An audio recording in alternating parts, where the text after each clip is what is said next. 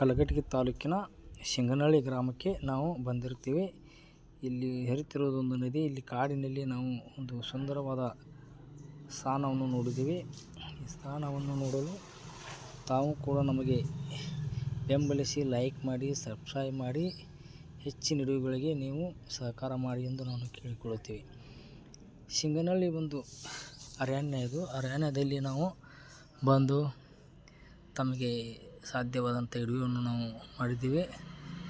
ಇಲ್ಲಿ ನೋಡಿ, ಗದ್ದೆ ಮತ್ತು ಕಬ್ಬು, ರೈತರ ಜಮೀನು ಸೂಪರಾಗಿ. ಮತ್ತು ಇಲ್ಲಿ ಚಿರತೆ, ಆನೆ ಮತ್ತು ಪ್ರಾಣಿಗಳು ರೈತರುಗಳಿಗೆ ಹಾನಿ ಮಾಡಬಾರ್ದೊಂದು ಫಾರೆಸ್ಟರ್ ಆಫೀಸರು ಗುಂಡಿಯನ್ನು ತೆಗೆದಿರ್ತಾರೆ.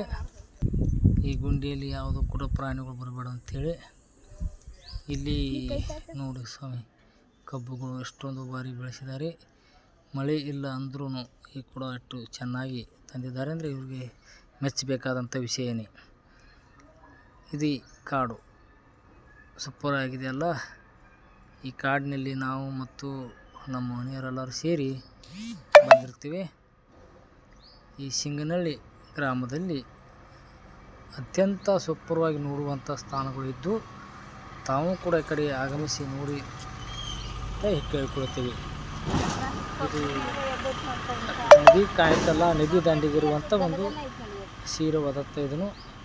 ಇದು ಏಲಕ್ಕಿ ಗಿಡಗಳು, ನಿಂಬೆ ಗಿಡಗಳು ಮತ್ತು ಇನ್ನೂ ಅಂತಾದ ಗಿಡಗಳು ಇದ್ದು ನಾವು ಕೂಡ ಸವಿದಿದ್ವಿ ಎಂದು ಭಾವಿಸುತ್ತೇವೆ.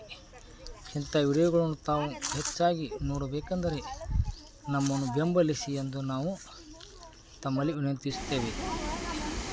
ಇದೇ ರೀತಿ ಎಂದು ಇಲ್ಲಿಗೆ ವಿಡಿಯೋವನ್ನು ಮುಗಿಸ್ತಾ ಇದ್ದೀವಿ.